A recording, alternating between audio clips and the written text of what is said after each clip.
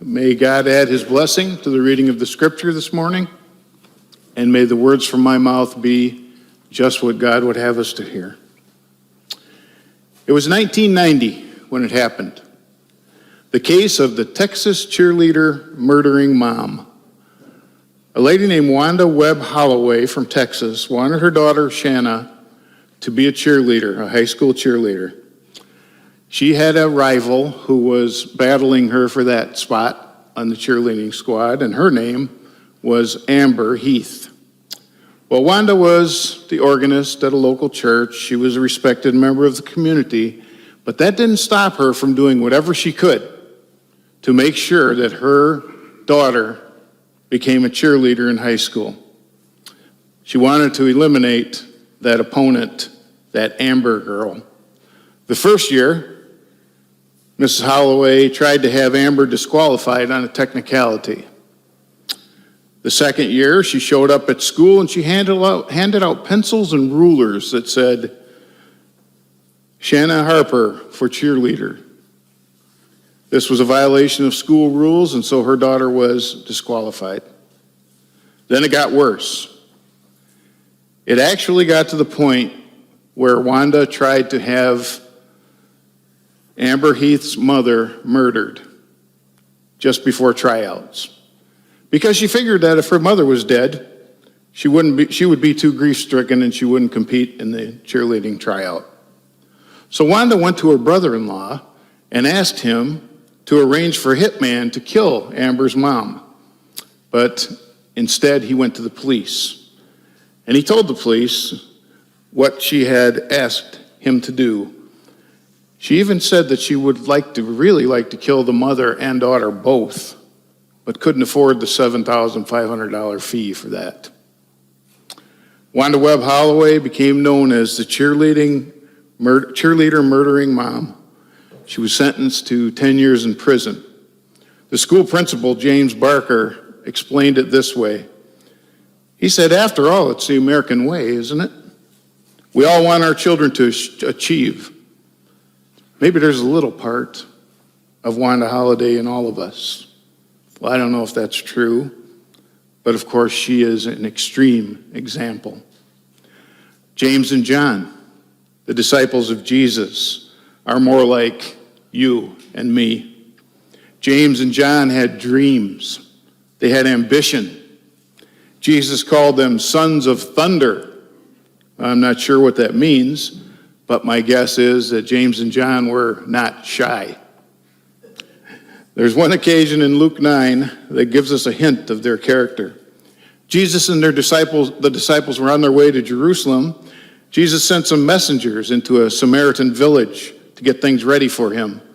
But the people in that village did not welcome Jesus because he was heading for Jerusalem. Jerusalem was sacred to the Jews, and that meant that it was despised by the people of this village, the Samaritans. So the people of the village rejected Jesus' people. And when James and John heard about this, they asked Jesus, they said, Lord, do you want us to call fire down on them from heaven to destroy them? What a reaction, huh? You want us to wipe them out? That seems to be pretty extreme. Maybe that's why he called them the sons of thunder, I don't know. They were fishermen when Jesus came and called them. They were probably strong, courageous men. Fishing wasn't a sport. It was an occupation. It was their livelihood. And it was not an easy way to make a living. James and John were closer to Jesus than any of the other disciples except for Peter. The three of them, Peter, James, and John, were definitely the inner circle of Jesus' disciples. They're mentioned 5 times accompanying him for very significant events that took place when the other disciples weren't there. They were the only ones who witnessed the raising of Jairus' daughter. They were the ones that were chosen by Jesus to go up on the mountain to see the transfiguration happen. They were also with Jesus in the Garden of Gethsemane when the soldiers came to arrest him. Maybe it was because of their status as part of that inner circle that they were just a little too proud. And so they asked Jesus, we want you to do for us whatever we ask. Uh-oh. Parents, you know that something is up when your kids ask you to give them something without saying what it is, right? We want you to do for us whatever we ask. Not going to say yeah to that one, are we? Well, Jesus says, what do you want me to do? He says, let one of us sit on your right and the other on your left in glory. Well, I'm sure Jesus was very disappointed in James and John, as I said to the kids, for asking a question like that. And Jesus said, you know what you're asking? Can you drink the cup I drink? Or be baptized with the baptism I am baptized with? And they say, yeah, we can. Their answer was sincere. James and John are good people. They didn't always understand what Jesus was really all about, what his mission was, but they were loyal to him. And Jesus knew that. We don't know much about James, as much about James as we know about John, but we do know this, that after Jesus' resurrection and ascension, when Herod wanted to send a message to the church, he did it by having James beheaded, the first of the disciples to die as a martyr. And remember, it was John that Jesus entrusted the care of his mother to. That shows us his confidence in John, who is often called the beloved disciple. That's probably why Jesus said to them, you will drink the cup I drink, and you will be baptized with the baptism I am baptized with. But to sit at my right or left, it's not my decision. These places belong to those for whom they have been prepared. Notice that Jesus didn't correct them for being ambitious. They were misguided, but I think he appreciated their drive and their courage. The rest of the disciples were ticked off when they heard about this, when they heard about that question that they had the nerve to ask Jesus. And Jesus used this as a teaching moment. He gathered all his disciples together, and he said to him, you know that those who are regarded as rulers of the Gentiles lord it over them. They think they're big shots, and their high officials exercise authority over them. But not so with you. Things are different in my kingdom. Instead, whoever wants to be great among you, you want to be great? This is how you do it. Be a servant. And whoever wants to be first, be a slave to all. For even the Son of Man, he says, did not come to be served. I didn't come to be served. I didn't come to set up this kingdom that you think I came to set up. Not an earthly kingdom, but to serve and to give his life as a ransom for many. We all want to be number one at something.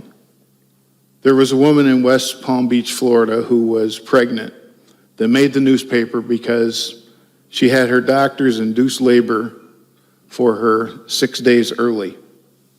Guess why she wanted to have the baby 6 days earlier than they had planned? It was so that her baby could beat the September 1st state enrollment deadline for kindergarten. Now that's planning ahead. Giving birth a few days, this is what she said, giving birth a few days early is worth it to me and my husband. It'll mean a lot in school if my child has the necessary skills and maturity of other children his age. We live in a competitive world. That's the nature of our society. They're not playing football games all over the country every weekend this fall just for the exercise. Winning is important to us. It will mean a lot if our team wins this week. Go Packers. Pride is important to us. Prestige is important to us. Two archaeologists, one a Greek and one an Egyptian, were arguing about who came from the most advanced ancient civilization. The Greek bragged that, well, we came from the most advanced civilization, obviously, because while they were digging in Corinth, they found copper wires buried under the village. This proves that we already had telephone wires in the 6th century BC. And the Egyptians said, well, that's nothing. We dug under one village that dates back at least that far, and we found no wires at all. This proves that we had already gone wireless. Competition, want to be number one. Countries want to be number one. Colleges want to be number one. People want to be number one. It seems to be an instinct. Remember the song from the musical Annie? Annie, get your gun, I should say. Anything you can do, I can do better. Remember that one? I can do anything better than you. You don't want me to sing it. Trust me, you don't. And then it says, no, you can't. Yes, I can. No, you can't. Yes, I can. Yes, I can. Competition. Companies compete. Colleges compete. Individuals compete. We live in a very competitive world, and that's not all bad.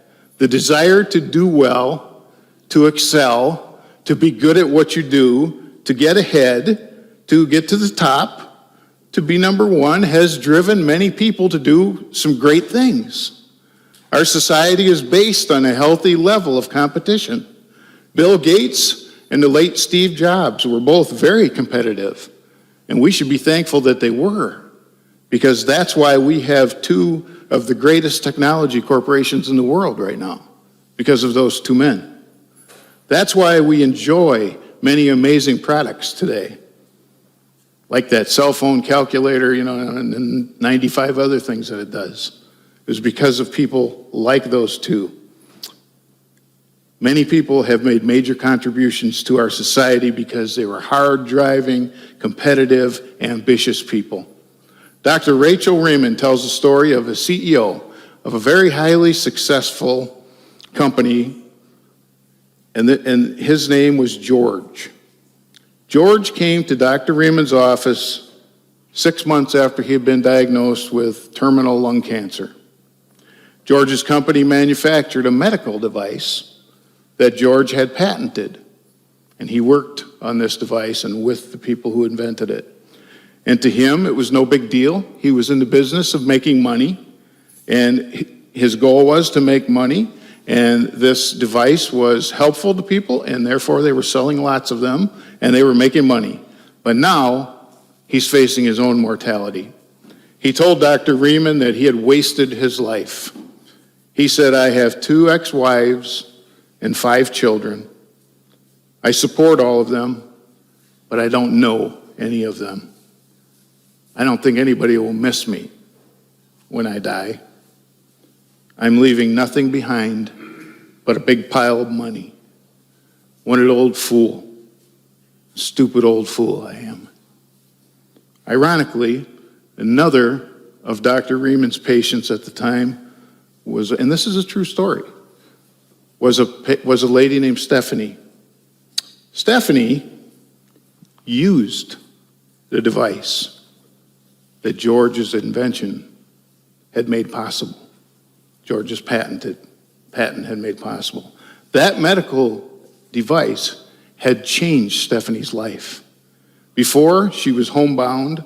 She couldn't work. She couldn't do much more than try to manage the symptoms of her medical condition. And after she was fitted with this device, she got a job, she got married, and she had a child. She had been given a new life. Dr. Raymond asked Stephanie if she would be willing to write George a letter about her experience with this device.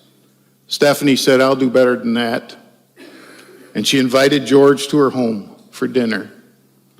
Stephanie's whole family was there.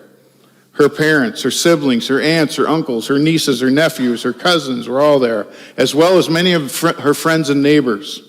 They each shared their perspective with George on Stephanie's life. George cried most of the time while this was going on, and at the very end, Stephanie came to George and said, this is really your story, George. It's about you. We thought you needed to know. George said, and I did need to know. I really did. You see, George's life was a mixed bag, like most of our lives. He had made many mistakes, just like we do. But he also had made a great contribution, one that changed people's lives, and he didn't even realize it. God would not take away our ambition. Blind ambition can be very destructive, but ambition, under God's guidance, can be very, very powerful. Jesus says, if you want to be number one at this. Be number one at serving God. Be number one at caring about and serving your neighbor. Author Max Lucado, who I refer to often, writes about some people in his church that he calls, and I love this, he calls these people members of the Society of the Second Mile. The Second Mile, voice cracked, thought I better say that again. He describes one of those second mile servants, and he says, by profession, this man is an architect. By passion, a servant. He arrives an hour or so prior to every worship service, and he makes his rounds through the restrooms. He wipes the sinks, he cleans the mirrors, checks the toilets, picks up paper off the floor. No one ever asks him to do this work. Very few people are aware that he does it. He tells no one, and he requests nothing in return. I say he belongs to the Society of the Second Mile. Another second miler serves in our children's ministry. She creates crafts and take-home gifts for 4-year-olds. Completing the craft isn't enough, though. She has to give it a second mile touch. When a class followed the theme, Walking in the Steps of Jesus recently, she made cookies in the shape of a foot.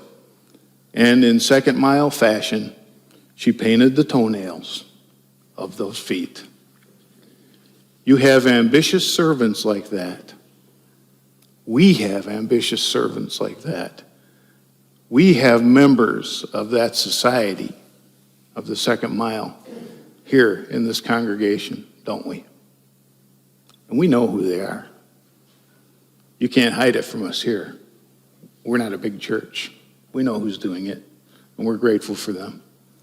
They're achievement-oriented people, but they probably wouldn't call themselves that. Their achievements come out of their desire for one thing, and that is to serve God and to serve and love others. Jesus wants us, I think, to be number one. He wants us to serve our community and our world like no church or community service organization has ever served before.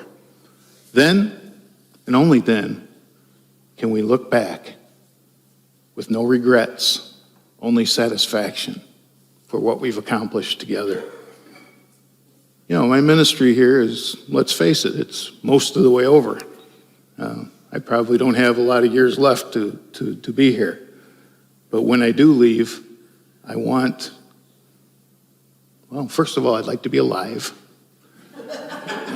and then secondly, I want to be able to look back with satisfaction for what we've done together, satisfied that we've served our God the best we can. Somebody put it like this: life is like a game of tennis. Those who don't serve well end up losing. It's all right to be ambitious, but make sure you're ambitious about the right things. Be number one at serving God. Be number one at serving your neighbor. Then you'll never come to the end of your life and say, what a waste, like that man did.